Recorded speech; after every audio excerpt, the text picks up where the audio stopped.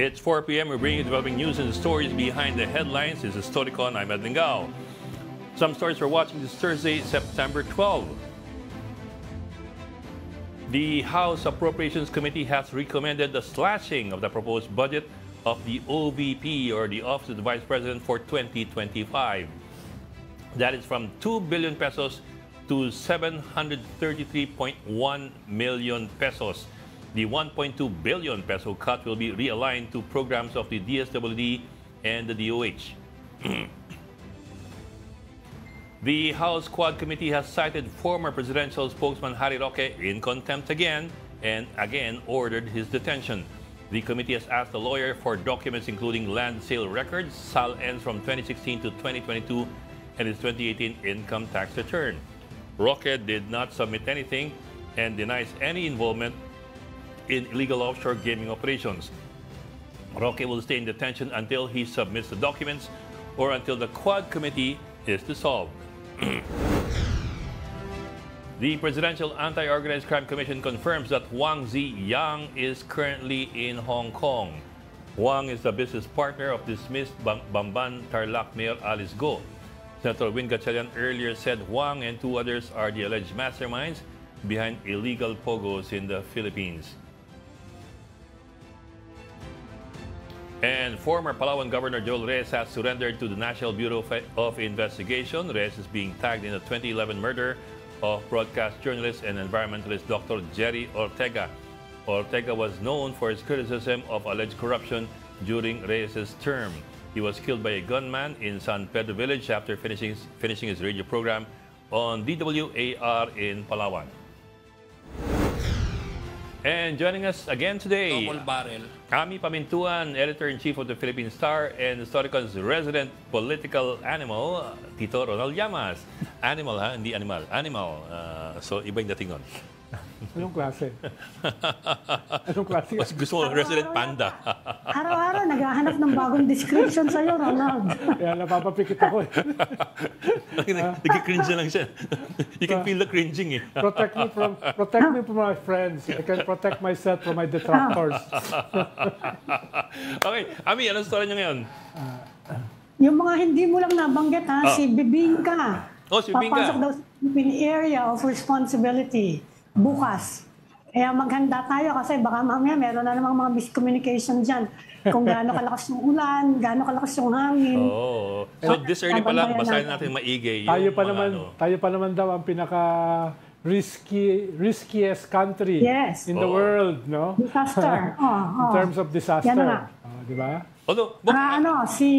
Yung kumakalat, yung Marites na nag-resign daw si Gibo Teodoro. Fake news daw yon, sabi even ni President Marcos. Is denying it. Even the President was denying it. Yes, last weekend pa lumabas na may away daw sa mga generals, may mga nag-walk out daw. Well, matagal na yung chismis ng walk out niyan, pero itong resignation ni Gibo is relatively new. Tatakbo daw. Idinikit nila dun sa mga generals. Parang pinapalabas na may mutinous generals. No? Oo. Although yung isang balita, tatakbo nga daw for the Senate. Dati, balak niya. ng candidacy. Alam ko dati, balak niya. Yun yung isa namang dati, balak niya, pero nakita niya yung mga surveys, medyo malayo. Dito ron talaga. Ang daming chismis eh. Teka, saka yung isang pero in-report mo na yun, ika-crush daw tayo ng China kapag ika-crush daw kahit sinong mag-intrude sa kanilang sovereign waters. Siguro kailangan i-define kung ano yung sovereign waters ng China, no? Baka umabot siya ng Pacific Ocean. Saka dati pa tayong kina-crush eh. Diba? Butas-butas na nga yung mga Coast Guard vessels natin. Kina-crush talaga, literally. Bok, itong spelling nila is C-R-U-S-H, crush, hindi crash. Hindi bunggo. Ito yuyuping, ito talagang crush, dudurugin. Dudurugin kita. Parang pelikula. Parang matagal na tayong durug-durug. Iba naman yung durug na inisip mo eh. Yung I hate drugs sa mga durug na inisip mo eh. Pero military officer nagsalita niya na, and not even medyo mababang ranggo. Baka yan yung wish ko lang ng mga military nila. Pero marami kasi maghihintay tayo kung ano yung sasabihin ng official. More than 200 militia, Coast Guard, at saka mga battleships ngayon ang dyan, nag-aalagwa dyan, nagagala-gala. Sa Aqua natin. 207 na raw. Oo, kaya- Pwede nga tayo makrush nun, CRUSH. Medyo. Anong sabi Pwede, kaya. ng yung may crush sa atin, si Lieutenant General Haley, LT Gen. Yes. Lieutenant General, ano yun, two-star? Two-star general ba yun? Yes, Ah. yes. Ah. Pero, Three. medyo, 3-star yan. Three-star. medyo interesting dahil nangyayari yung mga balita na yan, yung mga threats na yan, habang may backdoor ngayon sila with the US. Diba? May mga military commander to military commander, merong foreign minister to undersecretary ng State Department. So may mga nabasa ko nga mga pinag-usapan ni Sullivan at saka ni Wang Yi. Tapos ito si Paparo at saka yung isa pa. So ngayon nangyayari yan after more than a year na walang usap. Ibig sabihin may counting de-escalation. Pero sa context niyan, kahit may ganyang usap, parang dudurugin tayo. No, so Baka naman, Ronald, sagot yan doon sa sinabi recently naman ni Paparo din. Nagsalita din siya, di ba? May warning na naman siya kay China. Alam mo naman ang Beijing, ayaw nila ng ganyang mga warning from anybody. Siguro yan naman yung reaction. posible. Kasi tingnan mo, nung sumagot, or medyo dahil- kalapit ni Paparo. Yes, or dahil nakafocus yung Amerika sa kanilang eleksyon, no? Baka gusto nila Yes. i-maximize yung Pwede. distraction na yun, no? At at the same time, tayo rin ay medyo nagkakagulo, no? Kaya Medyo lang ba? medyo lang, no? Medyo lang. Dahil yung people power ni Harry hindi pa nag-unfold Yung pinuntahan ko last Friday Sabi kasi niya every Friday nandun siya magtatanong. So, ikaw sana'y magpa-participate Oo, o dahil mag-observe? gusto ko makadagdag dahil Napaka-generous mo naman. dahil nung simula kasi 5 lang So at least pag makadagdag ako 6 na, no? At May least, half Her dozen ka na, no? favorite lawyer, hindi na daw siya haharap sa Quadcom, sinabi niya. kung Ayaw nasa na daw niyang humarap. Well, ngayon, pinapatawag na siya for contempt. Hindi, tsaka ang tawag niya sa sarili niya, political detainee. No? Political detainee siya ngayon, no? Nakahalik sa rehas, no? Tignan natin kung ay siya-serve yan Mag-ingat head ka sa ng di pupunta. ba? Ano sabihin mo? Behave. Pero mahirap yung pinapagawa sa kanya yung mga documents. Yung kanilang mga joint accounts ni Mr. Supranational, yung kanyang mga SALN. Sabi niya wala daw relation sa Pogo. Wala Yung naman. ibang mga hinihingi sa kanya. Wala naman talaga. Pinapakita lang yung massive increase sa kanyang SALN. No? Pero wala kinalaman sa Pogo yun. Malamang kwan yan divine intervention. Kaya titignan natin kung anong gagawin nga ng Quad dahil sinabi na nga niya na he has been cited in contempt again. Yeah. Ngayon, kung paparesto siya, yun ang inaabangan natin ngayon. Yeah, Kung paparesto siya again, yan ang tinitignan natin. Actually, may ganyan mga president Kung masyadong lumobo unreasonably yung iyong SALN from before ka pumasok sa gobyerno, nung ikaw ay nasa gobyerno at nung pag-alis mo sa gobyerno, may basis doon for graft. No? Kung hindi mo may paliwanag ng maayos, saan ang galing? Alam na yun, pero gusto daw niya ipaliwanag sa korte na lang, pailan na lang daw siya ng kaso. Yan ang statement niya ngayon. Yes. Ayaw na daw niya sa Quad. Yan. Yan. Pero mukhang may nakaamba sa kanyang kaso ayon sa PAOK na baka pati human trafficking kasuhan siya na non-bailable. At hindi yun sa detention center ng Congress na medyo parang sa Pogo yun. Oo. Sa kulungan yun. So, Yeah, but more than anything, that's related to non-bailable nga non-bailable. Qualified Yeah. Qualified human trafficking. Yung ikakaso kila Alice Goo, kila Cassandra Ong, baka malink siya ron. At least according to PAOK. No. But then again, Bok, there is no such thing anymore as non-bailable as the Supreme Court already ruled with the Well, kung depende JPE. Depende gaano ka pero exception kasi yung kay JPE. Just Exception yun. an unusual exception talaga. Oo nga, wala kayo naman, 100 years old Rather na unusual yun. exception. Medyo malayong exception yun. At saka parang mahirap na ulitin yun. No? Oo. Okay, Bok, teka, baka maputol. Let's bring in our Davao correspondent for News 5, si Bill Montalvo. Kasi there were reports yesterday that minors some as young as 12 years old have allegedly come forward to testify against Pastor Apollo Quiboloy regarding to alleged sexual abuse. So more on this with News 5 correspondent Bril Montalvo. Bril, anong balita dyan? And Ronald, aming ibinunyag nga ni Davao City Police Chief Colonel Hansel Marantana na may 5 umanong biktima ng pagmomolestya ni Kingdom of Jesus Christ founder Pastor Apollo Kibuloy na nasa kanilang kustudiya. Ayon kay Marantan, ang PNP umano ang lumapit sa kanila at sinuri kung totoo ang kanilang mga sinasabing aligasyon laban kay Kibuloy. Pinapaniguro din ng PNP na maayos ang kanilang sigungdada. Dayuhan umano ang iba sa 5 biktimang lumantada. Sinabi din ni Marantana na nasa 12 gulang pa lang daw ang mga biktima ay minomolestya na sila ni Kibuloy. Mga dati umano silang miyembro ng KOJC na tumiwalag na sa kongregasyon. Posible din umanong madagdagan ang kasong isinampa ng PNP kay Kibuloy dahil dito. Samantalang sa mensaheng binigay sa News 5 ng Legal Counsel ni Kibuloy na si Atty. Charlito Torion, sinabi nitong i-verify pa umano nito ang nasabing impormasyon kay Colonel Marantana kasi wala pa umano siyang natatanggap na detalye hinggil dito. Ipagdadasa na lang umano ni Torion ang investigasyon ng PNP hinggil dito.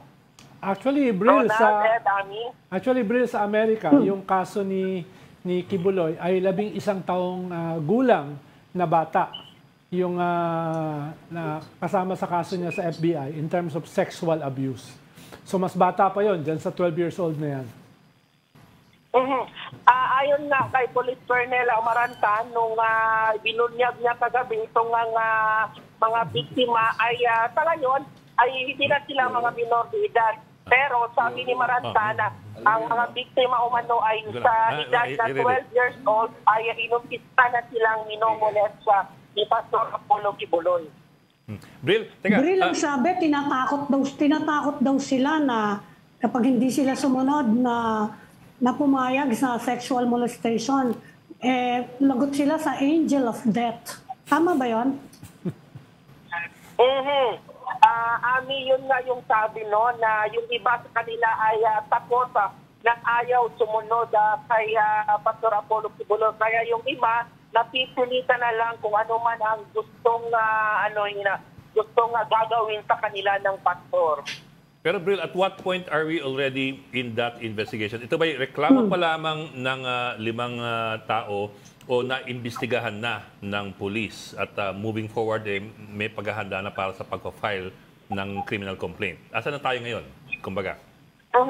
Ito nga ang 5 bagong biktima umano ng pangmomolestya ni Pastor Apollo Kibuloy ay ang PNP mismo ang pumunta sa kanila at sabi ni Colonel Marantana, paano ba tinanong natin si Colonel Marantana kung paano ba nila nakita itong mga biktima at ang sabi lang niya is parte ito ng kanilang intel work, so hindi nila pwedeng ihayag kung paano nila na kumbinsi or nakita itong 5 bagong mga biktima ng pangmomolestya kay Pastor Apollo Kibuloy. So binerifika nila ito, sinusi nila ang mga testimonya nitong 5 biktima at totoo naman daw. Kaya nag-iikayat ngayon ang PNP kung sino pa man ang umano'y biktima ng pangmomolestya kay Pastor Apollo Kibuloy na dumulog na sa PNP at pinapaniguro ng PNP ang kanilang seguridad. Pero para malinaw lang, so yung 5 hindi lumapit sa pulisya. Yung pulisya ang siyang naghanap dun sa 5. Tama ka nga dyan, Eda. Yung PNP ang naghanap at pumunta doon sa 5 at tinanong kung ano ba yung ginawa ni Pastor Apollo Kibuloy sa kanila at yun yung sinabi na minolesta sila ni Pastor Apollo Kibuloy starting nung 12 years old pa daw sila. Mga ilang taon na sila ngayon, Bril? Hindi man sinabi kung ilang taon na sila pero hindi na sila minor age. So hindi mo na sila kaedad? Hindi sila magkaedad. Yung iba, ikaw. Kasi yung iba is mga Pinay. 2 dito, Pinay at 3 mga foreigner. Ganon? May foreigner? Anong klase na nationality? Maraming mga foreigner dun sa kanyang acquire.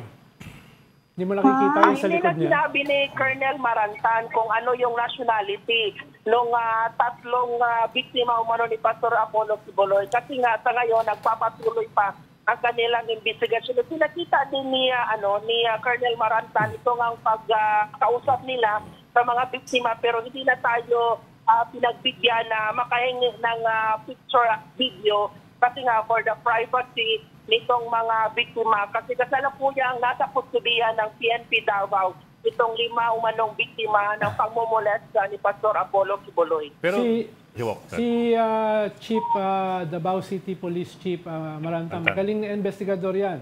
Yan yung kausap ko noon. Siya yung nagpaabot sa amin nung pagtakas nung Reyes Brothers using fake passports at nakapunta sila sa Vietnam.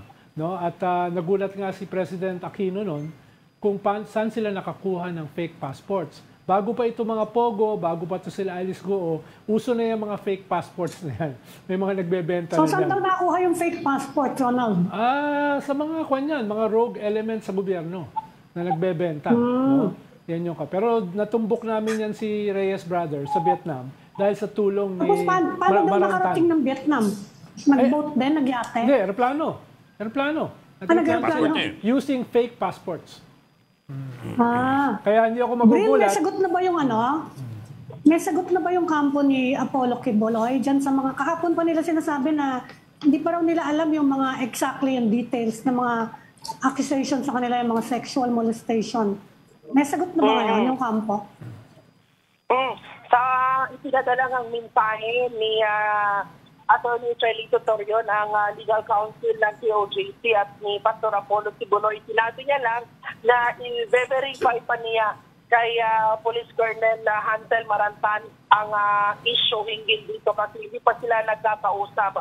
Baka daw prepared message lang ito at si Marantan yung parang si Marantan yung pinapasalita dito pero hindi daw galing sa intel ni Marantan. Yun yung sabi ng ni Attorney Chelito Torion. Kaya ngayon, kakausapin pa daw niya si Marantan kung totoo itong lumalabas na issue. And sabi ko nga kay Attorney Torion na pag nag-chat kami sa Messenger, kasi hindi na siya sumasagot sa mga tawag, siguro busy. Pero sa Messenger, sumasagot naman siya.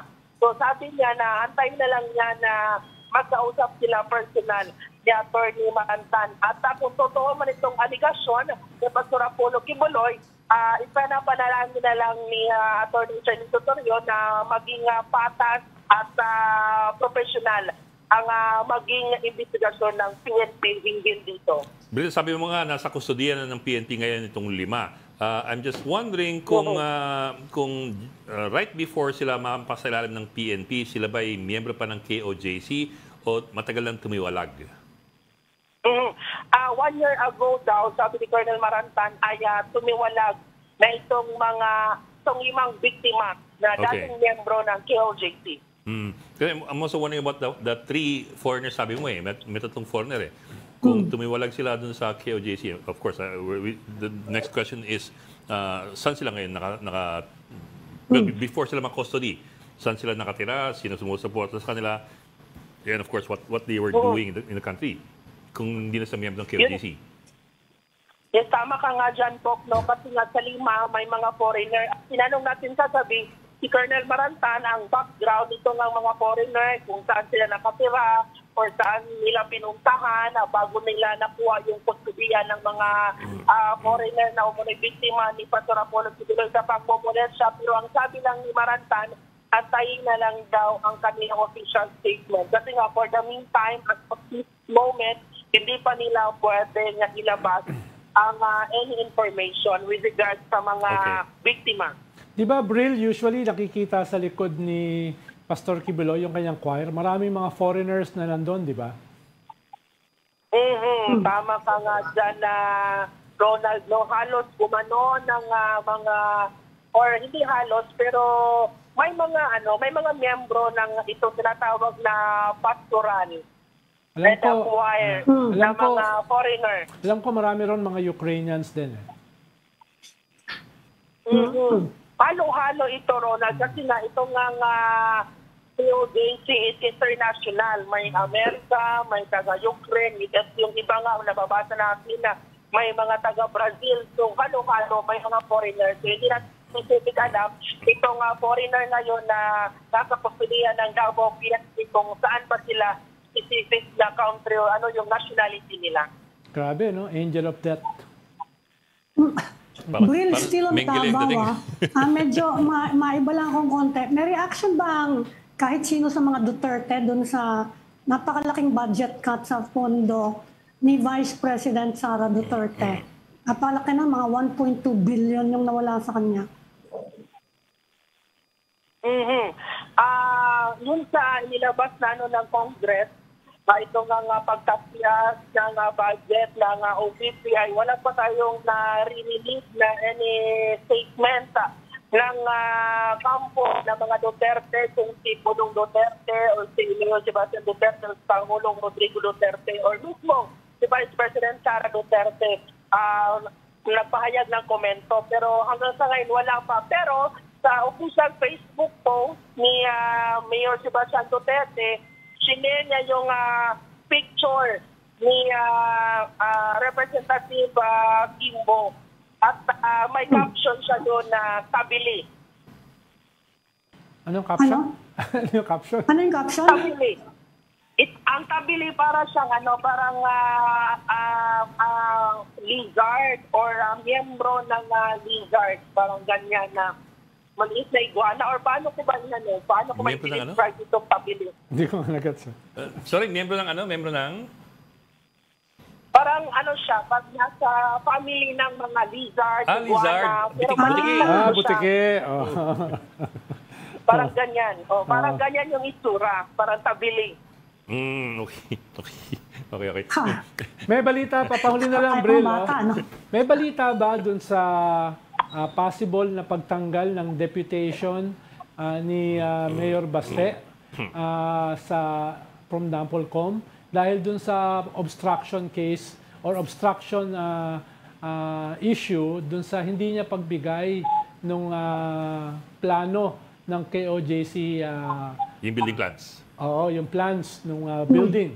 No? Meron bang gumugulong diyan dahil pwede siyang tanggalan ng deputization sa kanyang mga kapulisan ng Napolcom dahil sa ganyang klaseng kaso. May mga president yan before. Tama kayo dyan, no? Bago pa man nahuli si Pastor Apollo Kibuloy, ay nag-request na itong si Davao Police Regional Director, itong si Brigadier General Nicolas Torre III, sa Office of City Building Officials dito sa Davao LGU ng Master at Building Plan ng KOJC compound. Pero hindi ito pinagbigyan, hindi siya binigyan ng request ni General Torre doon sa Office of City Building Officials na mabigyan siya ng kopya ng Master at Building Plan. Kasi nga, rason ng Office of City Building dito sa Davao City ay violation ito or paglabag ito sa Property Code of the Philippines. Pero doon sa usapin kung may makakasuhan ba si Mayor Sebastian Duterte sa hindi niya pagbigay ng master plan kay General Torre, wala pang gumugulo ngayon na issue tingil dyan or itong obstruction of justice na ikakaso kay Mayor Baste Duterte. Bril, ito palang nag-message sa akin yung kaibigan ko si Marco Sigera, dating taga-PCIJ din. Ang sabi niya, yung tabili, tuko. Tuko. Parang ganyan. Tuko, tabili. Tuko, tabili. Ano yun? Tuko. Pag-Bisayan siya. Gecko. Ang tabili is Bisaya. Gecko.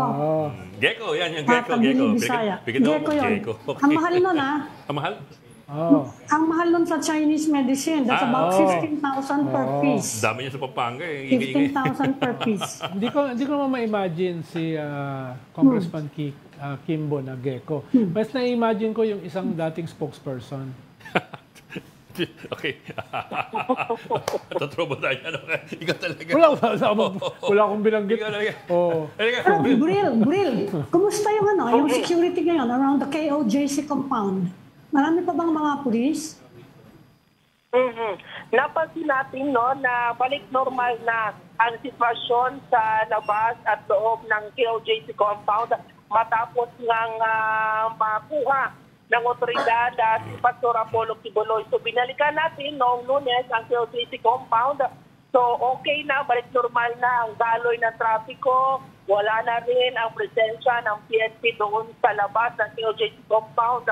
At wala na rin ang mga sasakyan ng PNP na nakakaresulta ng traffic doon sa lugar. So ngayon, back to normal na ang sitwasyon doon sa paligid Pero sa alam mo, loob at Bill, labas ng COJC compound. Bril, alam mo, habang buhay ako magtataka kung saan, hanggang saan umabot yung tunnel na ginawa ng PNP sa KOJC. Kung may natunton at all, yung paghukay nila, di ba? Tinabunan ng simento, di ba? Sinimentoan, at least from what we heard. So that will always be a mystery as far as we are concerned. I don't know if you have I don't know if you have any information on that, kung kamusta yung tunnel dyan. Malalagay yan sa libro ng mga misteryo.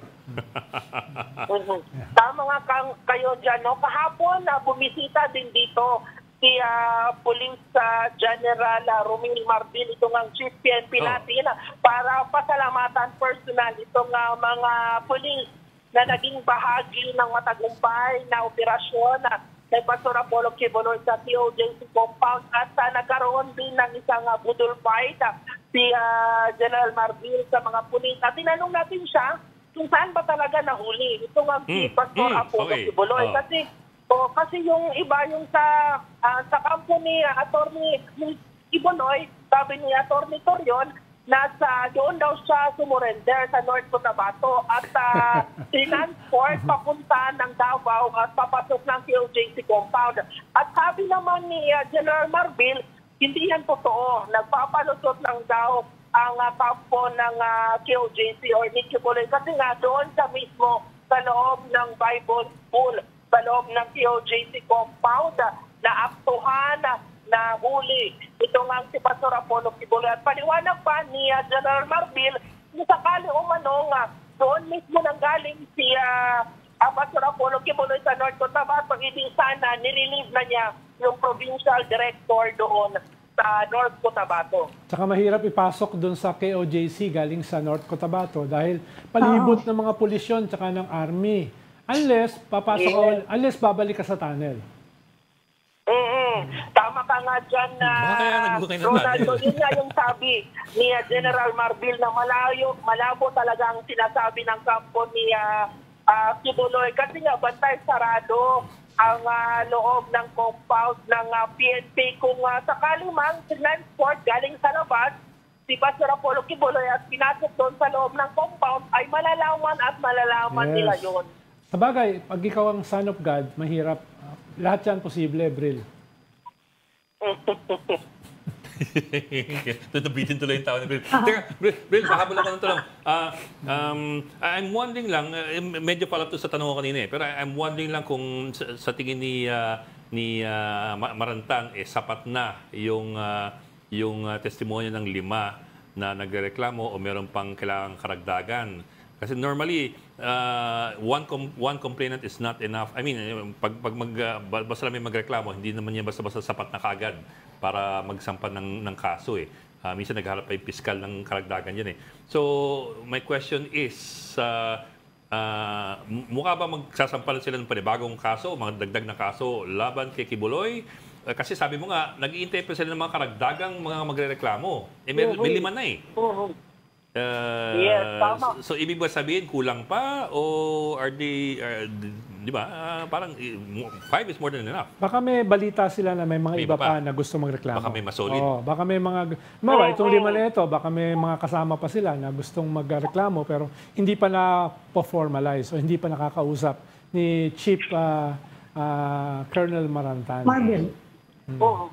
Tama nga kayo dyan, no? Kagabi ay hinikayata ni Colonel Marantan. Ito nga iba pang biktima ng pagmomolesta, sexual abuse, child abuse na si Pastor Apollo Kibuloy na dumulog na sa PNP at sinisigurado ng PNP ang kanilang seguridad once na pupunta sila sa PNP para magtumbong. Okay. Bril, pakikamusta mo lang ako kay Colonel Marantan. Sabi mo, good boy ako dito sa StoryCon. Oo. Alam mo si Colonel Sabi niya Maranta, yun, good boy din dito sa Davao City. Is Sabi good niya. to media. At sabi din niya, is good naman daw din siya sa lahat, including sa QJC. At friend sila ni Atty. Torion. Kaya nga, hindi makapaniwala sa Atty. Torion. Na gusto ni Atty. Torion na makausap niya personal si Colonel Marantan kung totoo ba itong sinasabi ni Colonel Marantan sa kanyang sa official Facebook page ng Davao City Police na may umanong 5 panibagong mga biktima ng pangmolest sa kay Pastor Apollo Kibuloy. Si Edlin Gao, friend din ni Atty. Torion. Uy, ano na kami ngayon? In good speaking terms na kami ngayon. Nagpa-interview na eh. Nakita kami sa Davao. Okay. Sabi nga sa The Godfather, keep your friends close and your enemies closer. Grabe ka naman. Grabe talaga ito. Okay po, maraming salamat. Bril Montalvo, ang News 5 correspondent mula po sa Davao City. Thank you, Bril. Thank you, Brielle. Thank you, Bril. And over in Congress, the Quad Committee has resumed its hearing. Let's get the latest from our One News Defense Editor, Mr. Manuel Mugato. Defense editor pala. Oh, yan si Mogs. Manny, sige. Buti na lang, Kaya hindi ka pa nasa ano siya, nakakatulog. nasa San Francisco eh. Oh. Mogs, Hindi, nasa labas kasi may hingi sa loob eh. mukhang bagong gupit ka, Mogs. Mukhang bagong gupit ka. Hindi, tagal na yan. Talaga? Sino barbero mo? Boy pa? Boy pa. Mogs, kinakabahan kami. Sabi ko, ipasok ka na kasi baka mamaya humihili ka na eh. Oo, nakatulog na ako. Umaga ka pa dyan Hindi eh. pa ako nakatanong eh. Oo, umaga ka pa dyan eh. Teka, ano ba yung papel mo dapat dyan? Ano dapat ang... Ibang hugot ng talong mo. Ano yung testimony niya? Kaninang alas 10 pa, no? Ginigisa na ng Congress yung dalawang isang former official at isang NAPOLCOM commissioner, no? Si Garma. Si Colonel Ruina Garma, no, dating PCSO General Manager at dating Police Chief ng Cebu. No? Ito pa lang si Colonel Garma, simula nung gumraduate sa PNPA noong 1997, halos ang kanyang buong karir nasa isa sa Davao City. Davao, yes. Very close. At napakalapit kay Very close. Very close. Rodrigo Duterte. Yan, very close. Parang at ibang isa dating naman yung sinasabi mo. commissioner ng NAPOLCOM, si Colonel Dilberto Leonardo, ganun din, naka-assign din sa Davao, no? At pareho silang nilink ngayon ng mga witnesses doon sa pagpatay sa 3 Chinese drug lords sa Davao Penal Colony, no? Actually, Bogs, kasama sila doon sa original communication sa ICC, yung dalawa na yan. Kasama doon sa communication. Sabit, yung dalawa. Halos pareho ang karir ng dalawang ito na assign sa Davao at malapit kay Pangulong Duterte, dating Pangulong Duterte. At nung 2016, may napatay na 3 Chinese drug lord sa Davao Penal Colony. At itong dalawa ang tinuturo na mastermind doon sa pagpatay, no? Ng mga kapwa nila pulis. No? Oo, tinasabi nga nung isa sa mga testigo rito, si Colonel Padilla, yung isang prison official, na mismong si Pangulong Duterte ang tumawag sa kanya, sa telepono niya, para i-congratulate siya dahil sa napatay nga yung 3 drug lord, no? At bago napatay ito, nakipag-meeting daw siya kay Colonel Garma at kay Colonel Leonardo sa Davao City, CITG office. At itong si Colonel Garma at si Colonel Leonardo ay ituturo din nung 2 pang preso na nagsagawa nung pamaslang pagsaksak doon sa 3 Chinese drug lord. At yung isang 4 preso, si Fortaleza, dati palang pulis at classmate ni Colonel Garma sa PNPA. Mogs, si Espinido ba ipapatawag uli? Andito, nakita ko. Nandyan. Paupo rito, pero hindi pa tinakausap eh. Pwede mo ba Mani, kami... anong testimony ni Colonel Garma? She's an interesting person. Simula yung pagka-appoint sa kanya sa PCSO. Tinatanong na ng mga tao kung bakit siya na-appoint doon eh. But anyway, ano sinabi niya ngayon doon dyan sa committee? Ang sinabi niya ngayon, hindi siya tumawag kay Fortaleza. At nakita lang niya itong si Colonel Padilla sa opisina ng CIDG. Pero wala daw siyang in-order na patayin at hindi siya involved sa operation para patayin 3 Chinese.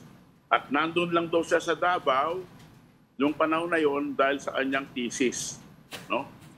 Kasi nung that time, nung mapatay itong 3 Chinese drug lords, ay hindi na siya naka-assign doon. Naka-assign siya, wala siyang assignment dahil siya pa ay nasa schooling.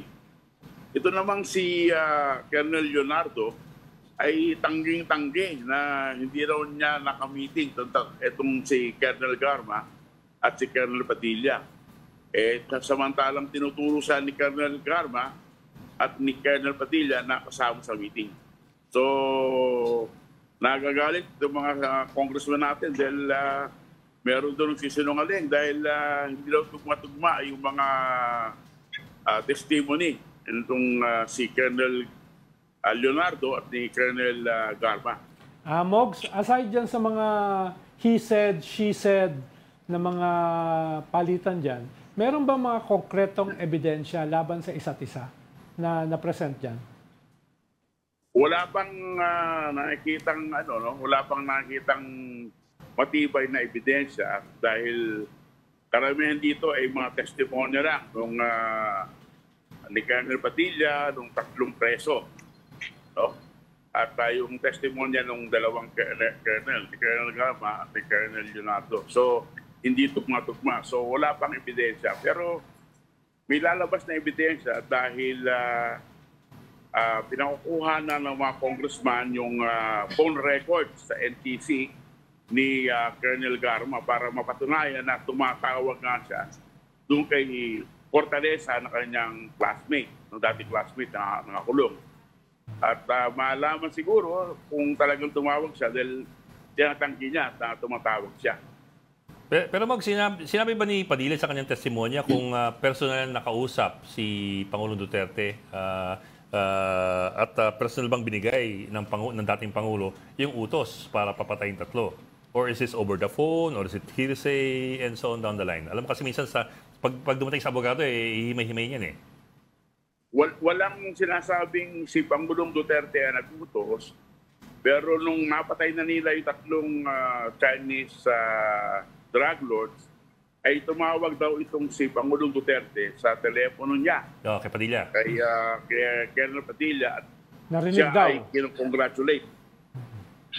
Oo. Itong quotation niya, "Congrats, Superintendent Padilla, job well done, pero grabe yung ginawang dinuguan." Yan.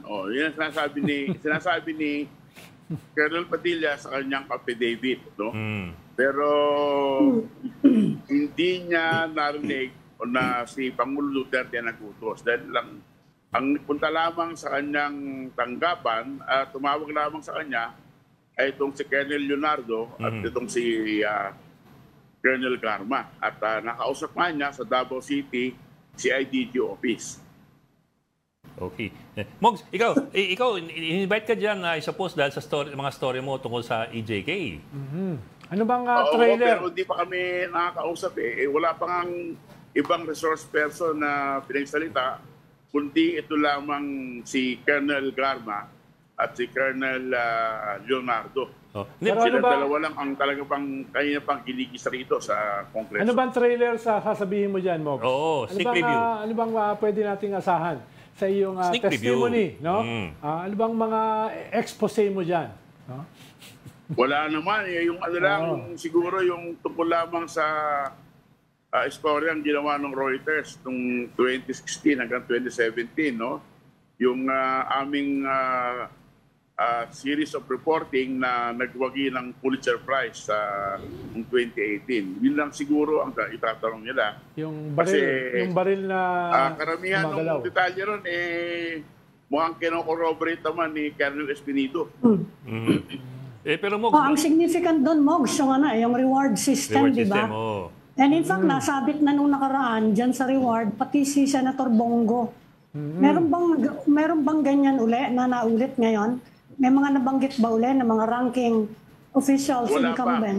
Wala pang nabanggit ko sa mga reward system. Pero si Senator Bongo nabanggit na naman dahil sinabi ni Colonel Garma na nag-apply siya ng posisyon sa PCSO, ibinigay niya ang kanyang papel, ang kanyang application form kay Senator Bongo. Approve kagad. Aba na-appoint siya. Pero Mogs, hindi kaya natawag ka na kaninang umaga pero naidlip ka lang, hindi mo nalalaman. Ay, hindi pa. Kasi puro si si Colonel Garma. Hindi na ako nagtempian. Baka naidlip ka lang o baka bumili ng siopaw. Nandiyan ka ba, Mogs, nung na-contempt si ex-human rights lawyer Harry Roque? Nandiyan ka ba? Oo, kinontempt kasi ayaw magbigay ng kanyang mga yung hihinging dokumento, no? So, naluha ka? Oo. Sa lungkot. Actually, Pero paparesto ba siya, Mogs? Paparesto ba siya? Paparesto at pinapakulong dito sa House, no? Nagbiro pa nga si Congressman Abante na sabi dapat daw ikulong sa Women's Correctional. Si Kong Benny talaga, oh. Pero just to qualify that... Nagkakahasara na na husto rito, no? Hindi sa akin ang galing. Hindi sa akin ang galing. Dinamin natin, hindi sa akin galing. Mogs, just to qualify, he's being arrested for contempt. Kasi the last time he was arrested for contempt, it was for an overnight stay, di ba? Was it 24 hours or 12 hours? 24 hours. So, 24 hours. This time, he's being arrested for contempt. Until may bigay for how long? Pinaparesto sa contempt kasi ayaw nang magbigay ng mga dokumentong hinihingi. Documents. Oo. So, sabi ng isang congressman dito na ikukulong daw siya sa Congress hanggat na ibigay niya lahat yung until he releases the documents. Oo. I-correct lang natin dahil sabi niya nung last time na nakulong siya, umahalik siya sa rehas. Parang walang rehas doon sa kwarto. Chinek ko eh. Walang rehas. Walang rehas doon. Kwarto yung kwarto. Correction lang. Fact check to be fact check. Fact check. Mogs, paano ilalabas kang libro, di ba, next month? Oo, paano yun? Paano ba yan? Sasama mo ba yung mga testimony mo dyan sa last chapter ng libro mo? Hindi, yung sa libro ko, nabanggit ko lang yung Pulitzer Prize. Pero aking libro nagsasa biography. Aking 40 years experience as a journalist. Yun. Magmula sa kanyang pagkasilang. Oo. Makulay yan si Mogs. Nababalitaan ko pala, naluluha na ako eh. Ba't hindi mula si Mogs? Nawala tuloy. Nawala tuloy. Sinasabi ko pala na naluluha ako eh. Actually, napakit si Ronald doon. Sabi ko, kung mahuli doon sa kanyang pagmarcha doon sa EDSA. Ano ka pala eh? Marami yun. Maraming beses ako nahuli. Pero yun, talagang humalik ako sa rehas. Linawin lang natin. Yung may rehas talaga yun. Mogs, defense editor ka ha? Bakit isa pang ginausap ni Kibuloy? Ano ba? Bakit isa? Bakit isa pang ginausap niya? Yung cap na, trivia lang ha, yung cap na suot niya yung agila, that's the name of the 10th Infantry Division ng ISAP. Alam mo si Army, karamihan nung naka-assign ditong Army, no? At yung kilalang Army ng ni Kibuloy, class 92 ng PMA. Yung class 92 malapit kay Duterte. Okay. May naka-assign sila ngayon na ISAP. Oo. Si General Edmundo Peralta, ano yan? Batch 92. Class 93 ata. 93. 93. Yung si General Hambala, yun ata ang class 92. At ang tumawid sa kanila, si Ayun, Governor... yung Agila Cup na yun, no? Si That's ISAP Cup. Governor Hubahib daw. Kasi wala raw tiwala si Kibuloy sa PNP. Kaya lumapit sa Army. Although yung picture nila, yung unang-unang niyang picture na nag-emerge kasama yung lawyer niya, si Torion yung kasama nila doon is a policeman, ha? Oh. Yan. She is a Brigadier General Romeo Macapas. Pinakuha daw yan as parang proof of custody na of Kibuloy. Parang selfie niya yan. Hiningi daw yan ni General Marbil na picture. Mogs, pakipaliwanag nga sa amin ni This is a police officer. He's a police officer. Oh, correct. Mogs, pakipaliwanag nga sa amin Yan ni Ed. nag-selfie. Bakit nakatakip yung mukha ni Kibuloy nung hinarap sa media? Request daw niya yon. Pwede ba yung ganyan? Pwede bang ikaw yung... Ni-request daw niya yon. Parang ninja eh, oh. Ni-request daw niya yon, sabi ng abogado niya. lahat naman kilala siya eh. Ba't kailangan takpan yung mukha? Baka pangasar lang sa pangasar sa media. Hindi ko gets. Nahihiya. Hindi ko gets. Baka pangasar lang para hindi makunan. Okay, sige. Si Mogs, pakulan natin. At baka merienda time na ngayon doon at hindi siya umabot. Text mo May kami. na siopaw. Text mo kami, Mogs, ha? At kung may sobrang mamunlok dyan, pakibalot, ha? Siopaw. Oo. Sige, Mogs. Thank you. Kamusta mo ko kay Lito Magno? Ha? May picture kayong dalawa eh, Mogs. Kay Lito Magno, yung NBI. Nakita ko yung picture ng dalawa eh. UST yan, uste. Thank you. Thank you. O yan, maraming salamat ang ating One News Defense Editor at Manyonyo Pao. Primero Manyonyo Pao, si Mr. Manny Mogato. Ano uli yung sabi ni Mogs na Manyonyo sinabi ni Abantes, saan dapat ikulong? Sa Women's Correction natin. Ayan, hindi ka narinig eh. Pero I think he had it withdrawn eh. I think he had the statement withdrawn from the records eh. Siyempre, may mga na-offend na tao. Okay, maraming salamat for joining us this afternoon. Aming pamintuan, Editor-in-Chief of the Philippine Star at si Tito Ronald Llamas, ang ating isa pang primerong Monyonyo Pao. Monyonyo Pao. Nakatatlo, 4 na introduction ako sa isang oras na to. Okay, dyan again to Mark Marpin for the Storycon. I'm Ed Lingao. We are One News, all sides, all the time. This is the Story Conference Group or the Storycon Group.